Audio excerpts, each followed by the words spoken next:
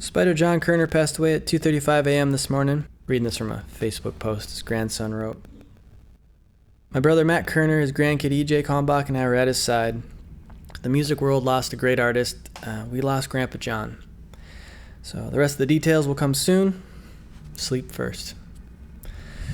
So like a lot of us, I woke up May 18th to that awful news, and I just wanted to upload some kind of closer to the series we made. If you're not familiar with Spider John, he was one of the greatest guitar innovators, I think, of all time, but definitely of the region I'm from in Minnesota.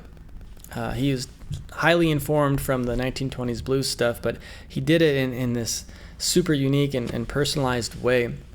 But the thing about him is he did it with the same kind of heart that those early blues players did, to the point where I think he's easily kind of overlooked as just like another folkie.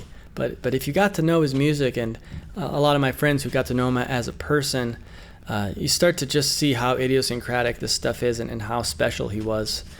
And I just think I just wanted to just kind of highlight some of that. I've been rewatching the series and just I don't know, taking it in a new way and noticing things that I just never noticed before. If you didn't see the series, it was kind of capturing a moment where he was passing on his old guitar to Charlie, the torch as it was. And I just think he did a better job than most, I think, at preparing, for those twilight years. Not that we were all expecting it to happen anytime super soon, but it's good to prepare in that way, as a part of your life project, to send stuff that matters to people who will take care of it. And that's what a legacy is, So I decided that I just kind of wanted to share a few of my favorite moments from it and look at it in a new light. It does feel wrong to do it without Charlie, but May 18th was also the same day that Charlie took off on his next 3-month leg of a tour, which just seems impossible to me. But we've been chatting, and he graciously sent us a little bit of in a recording of what he thought of John and his impact in his life. So I will share that at the end of this video. But first, I just want to show you a couple clips, because I think there's kind of 3 main parts to this series, and obviously the first would be the guitar. At a time, I realized I wanted what they call a loose bridge, right, or a floating bridge. Floating bridge. Right. It's like on a violin. Yeah. In other words, the thing is just loose, and the only thing that keeps it in place is the pressure from the strings. Mm-hmm. But usually, when that's done, it's done by a tailpiece that's fitting here. Tailpiece is usually made out of metal, one way or another. The problem with that is, if you are playing and you break a string, the guitar immediately goes totally out of tune, unplayable. Mm-hmm. And I was trying to solve that problem, and it came to me to take the pin stuff that used to be up here and just put it back here.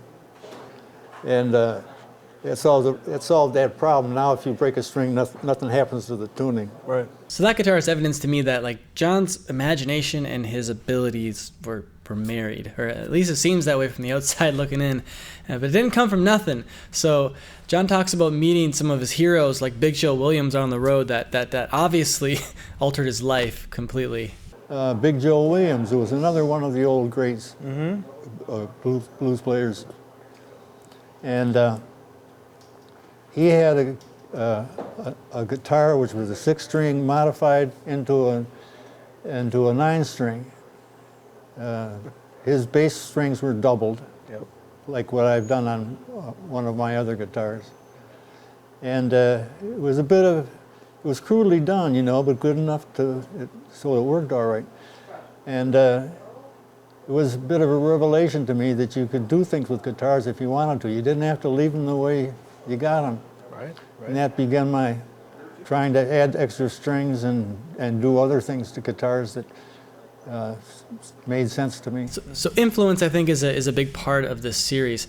Not only people who influenced Spider John, but obviously the people he influenced as well.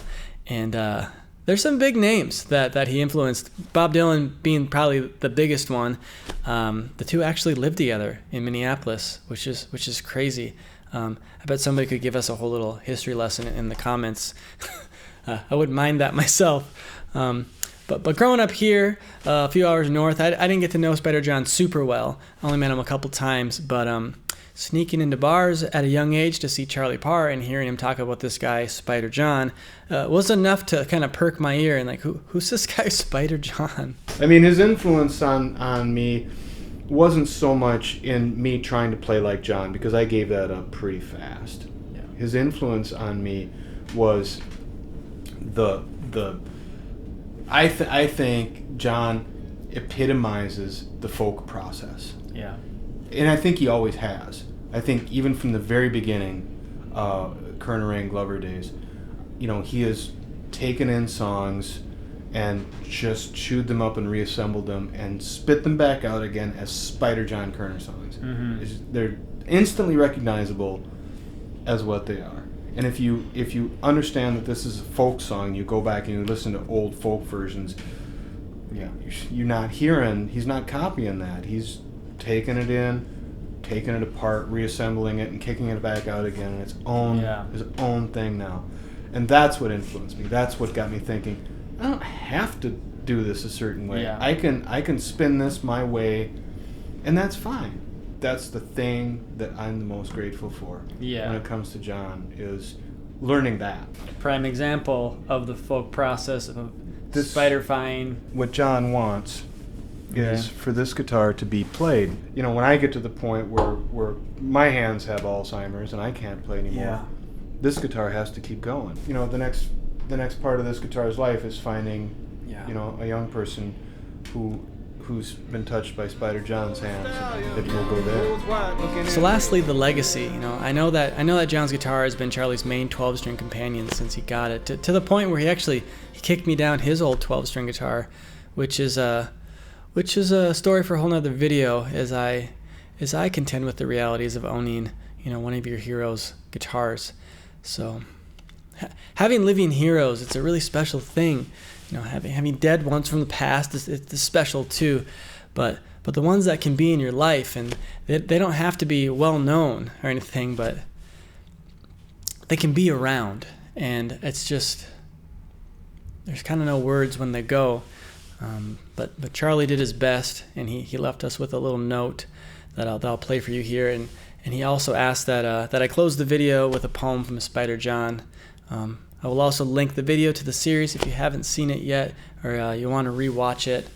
And keep sharing Spider John's legacy. It's important, and it's a real special one. So thanks for watching this video, and enjoy the rest of it here. Spider John is gone, and there won't ever be another person like him. I'm grateful, very grateful, to have gotten to know John and play the same stages that he played on, and play the same shows as he played, and he never failed to inspire me, and still does. He finished up on his own terms, and always kind of did the thing the way he wanted to do the thing. And I feel very inspired by that, very grateful. When I started out, really started out in the late 90s, I was working with someone who asked me what it was that I wanted to, whether it had goals or whatever, and I said, I wanted to play in the places that John played. And so by that measure, I am a great success. And I owe it to Spider John Koerner. I'll miss him.